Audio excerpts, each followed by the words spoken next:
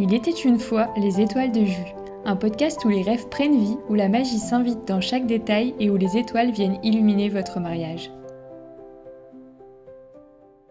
Bonjour à tous, bienvenue dans ce nouvel épisode. Aujourd'hui nous allons parler d'un sujet essentiel, presque fondateur, choisir sa date et son lieu de mariage. Deux décisions clés qui vont déterminer tout le reste de votre organisation. Comment faire les bons choix, quels critères prendre en compte, c'est ce que je vais partager avec vous dans cet épisode. Pour ce qui est du choix de la date, certains aspects importants pour vous peuvent commencer à vous guider. Certaines dates auront une signification toute particulière et personnelle pour vous. Une date de rencontre, une date d'anniversaire, une saison préférée, un chiffre porte-bonheur, peu importe. Cette symbolique peut paraître vraiment sans intérêt pour certaines personnes, mais vraiment tenir à cœur de certains futurs mariés. Choisir une date avec une signification personnelle donnera une dimension encore plus intime et unique à cette journée. D'autres aspects plus techniques pourraient vous orienter dans vos choix de dates, comme la disponibilité de certains de vos proches les plus importants, des périodes de vacances qui peuvent faciliter ou au contraire compliquer la venue de certains invités venant de loin, ou encore les jours fériés qui peuvent être à la fois un avantage pour certains car ils peuvent permettre de prolonger le mariage sur plusieurs jours, mais attention également aux inconvénients tels que les éventuels embouteillages sur la route pour les personnes qui vont venir de loin. Et attention aussi aux surcoûts éventuels de vos prestataires qui peuvent être plus élevés sur ces week-ends prolongés. Posez-vous vraiment la question de la saison qui vous tente le plus, en sachant qu'elles ont tous leurs avantages et leurs inconvénients. Pour un mariage en été, vous aurez plus de chances d'avoir une météo clémente, de longues journées, mais également des prix beaucoup plus élevés. Pour un mariage d'automne, l'ambiance sera plus chaleureuse, les couleurs seront magnifiques et les prix seront beaucoup plus attractifs, mais la météo peut également être plus capricieuse. Pour un mariage en hiver, la féerie et l'ambiance cocooning sera forcément au rendez-vous, le soleil et la chaleur peut-être un peu moins. Et comme pour l'automne, un mariage de printemps sera frais et fleuri, mais les risques de pluie seront également plus probables. À vous de voir vraiment l'ambiance que vous préférez, les risques que vous êtes prêt à prendre, tout en gardant en tête qu'un mariage en été ne vous garantira pas à 100% une belle météo. Et choisissez également la saison en fonction de votre budget car, comme j'ai pu vous le dire, les prix des prestataires varient fortement selon la saison choisie. Le choix de la date de votre mariage sera très clairement influencé par votre choix de lieu car certains lieux ont des disponibilités restreintes surtout sur les saisons les plus demandées. Le choix du lieu, il intervient donc normalement dans un second temps, bien que les deux soient étroitement liés. La première question à vous poser concernant le choix du lieu est de savoir combien de personnes vous souhaitez inviter afin de choisir un lieu avec une capacité d'accueil qui sera adaptée à votre nombre d'invités. Le lieu doit pouvoir accueillir le nombre d'invités confortablement, mais il ne doit pas non plus être trop grand, car s'il n'est pas adapté, l'espace paraîtra trop vaste et impersonnel et il sera difficile de créer une ambiance chaleureuse. Avant de vous lancer dans vos recherches, déterminez bien le budget que vous souhaitez allouer à la réservation de ce lieu. Vous pourrez ainsi vous focaliser uniquement sur des lieux qui répondent à votre budget et ne pas perdre de temps à aller visiter des lieux hors budget. Déterminez ensuite le style du lieu que vous souhaitez, que ce soit un château, une grange, un domaine viticole, un hôtel, un jardin, une plage, une salle plus classique, peu importe, c'est à vous de choisir le lieu qui vous plaira le plus tout en gardant en tête que la décoration, elle peut vraiment transformer une salle en un lieu d'émerveillement.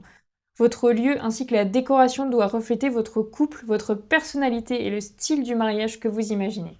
La localisation doit être déterminée dès le départ aussi afin de définir votre zone de recherche et de ne pas vous perdre dans des lieux qui seraient trop loin de vos lieux de cérémonie.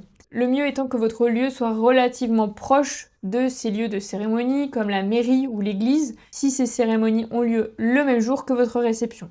Pensez également à l'accessibilité pour vos invités, notamment les parkings, les transports en commun éventuels et surtout les logements à proximité si vos invités viennent de loin ou tout simplement pour vous permettre de loger sur place après avoir fait la fête toute la nuit. Les hébergements sont un point très important à prendre en compte car certains lieux n'en proposent pas et sont éloignés de tout hébergement potentiel, ce qui peut vite rendre la logistique compliquée pour beaucoup de vos invités mais aussi pour vous-même. Enfin, il y a ces mariés qui décident de se marier à l'étranger, sur une île paradisiaque ou au cœur de l'Islande. C'est une toute autre logistique pour ces voyages et je ferai donc un épisode spécialement pour ce type de mariage. Une fois vos recherches effectuées selon votre nombre de convives, votre budget, votre style de lieu et la localisation, mettez de côté jusqu'à 5 à 7 lieux qui semblent correspondre à vos critères et allez les visiter pour vous rendre compte sur place de la disposition des lieux ainsi que des espaces. Je conseille toujours de ne pas trop en visiter car il y a beaucoup de choix à faire dans l'organisation d'un mariage et plus on a de possibilités, plus les choix sont difficiles à faire. Mettez donc de côté vos lieux coup de cœur et partez les visiter ensemble pour vous projeter sur cette journée. Un autre conseil que je voudrais vous donner lorsque vous allez aller visiter ces lieux de mariage, ce serait d'y aller soit tous les deux, juste avec votre futur marié, soit avec éventuellement une ou deux personnes, peut-être un frère, une sœur ou un témoin, mais n'y allez pas en trop grand nombre car tout le monde va donner son avis et vous serez totalement perdu dans vos choix. Surtout, n'hésitez pas à demander en amont différentes informations aux propriétaires des lieux, comme le prix à la période que vous souhaitez, les services inclus ou non.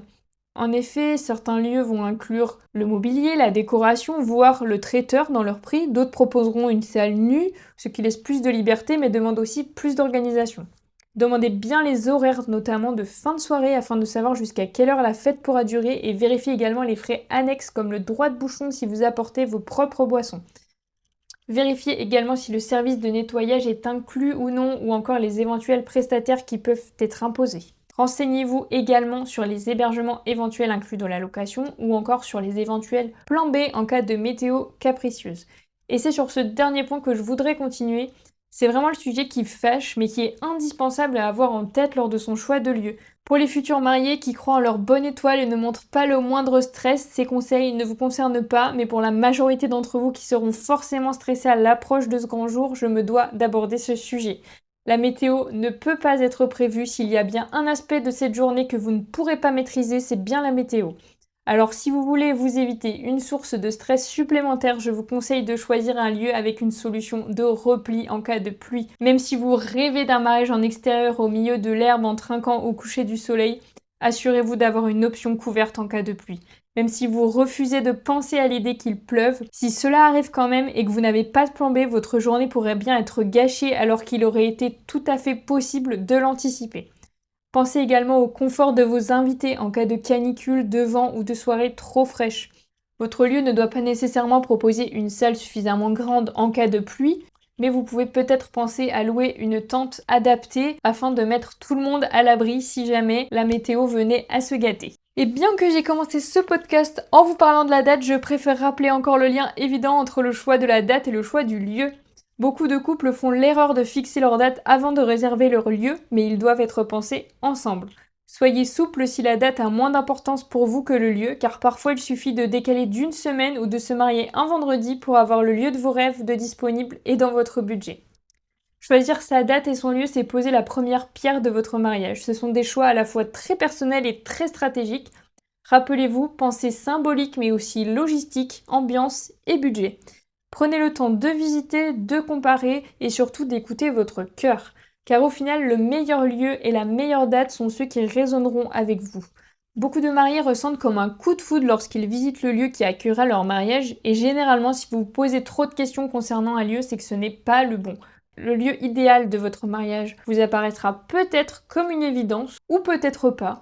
Il faut simplement voir les critères que vous avez, s'ils correspondent à votre budget, et sachez qu'une salle peut vraiment changer d'ambiance avec une décoration et une ambiance particulière que vous apporterez le jour J. Merci d'avoir écouté cet épisode des Étoiles de Jus. Si vous l'avez aimé, n'hésitez pas à le partager, à vous abonner pour ne rien manquer. On se retrouve très vite pour un nouvel épisode rempli d'astuces et de conseils pour organiser votre mariage en toute sérénité.